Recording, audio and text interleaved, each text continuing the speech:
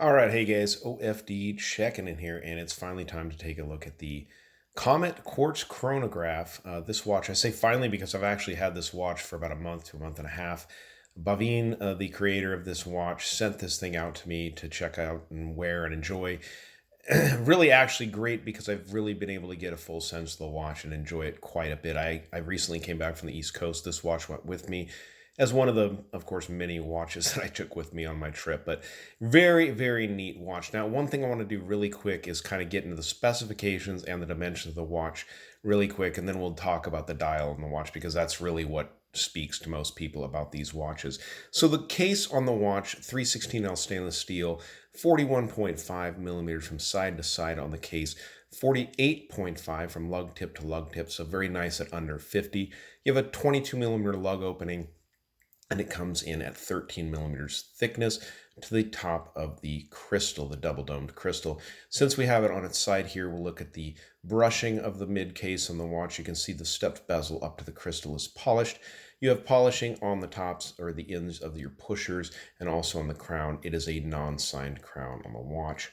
Flipping it over again, brushing on the case back. It appears to be a screw down case back with the Comet Chronograph logo, giving you some of the basic information on the watch, the 316L stainless, 5 atmospheres. So it's going to be 50 meters of water resistance. So a watch that you can wear pretty much doing anything.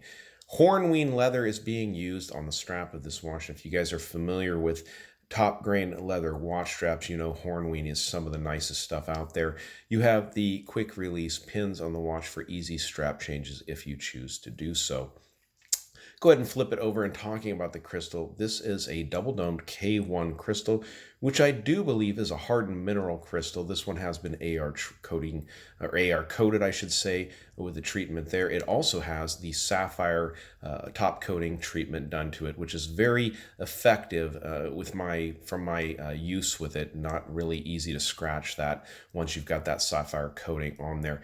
The quartz movement that this watch is running is the Miyota S611. Very simple, useful quartz movement. One of the things I really like is the crispness of the pushers. Now, I'm not sure if that's done internally on the watch case, but I do believe it's part of that movement. You really get a nice crisp snap there. Now you have the running seconds there in the center, as you can see, reaching out to the tachymeter on the outside there, which measures your miles per hour or kilometers per hour over a known distance.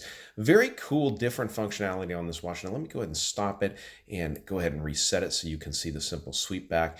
And let me get a little closer to show you more of the detail in the dial of the watch. Now, as you can see up there at the 12 o'clock position, it is your running or your minutes for your running chronograph up to 60 minutes. Down below is your running seconds on the watch. And above that, you can see just behind that minute hand. As a matter of fact, let me go ahead and move that out of the way. Go ahead and go back here so we can get a better view of it. You can see the anti-magnetic, and of course that might give some people heartburn because of course it's a quartz. It's going to be pretty much resilient to magnetism, but it's true. It's actually anti-magnetic. So up at the top around that little black dial that's in the center of the watch, you'll see telemeter, and that's a really neat function that you don't see very often on a chronograph watch. That is going to measure your time or your distance from what you see versus when you hear it. Say the easiest example of that would actually be like when you see lightning and you hear the thunder. So that's what that telemeter function on that little tiny black dial is actually for. And it's a pretty neat functionality. Like I said, I've never really seen it before on a quartz chronograph watch, but definitely something neat. Very clean styling. Now these watches, the early bird Kickstarter release is going to be on August 27th, this coming August 27th, 2019. 1 p.m. Eastern Standard Time. These are going to be going for $199 at that point. I'm not sure how many are going to sell for that price point, but if you're interested in the super early bird special, get on over there and check them out. All the link description is down below, or all the link information is down below in the description of the video here. Information about that. There's going to be 10 different dial configurations from, pretty wild. I think there's some greens and some different colors available. I really liked this classic blue with the yellow numerals on it. Thought it was neat. And there's even some black dials that are very very neat and classic.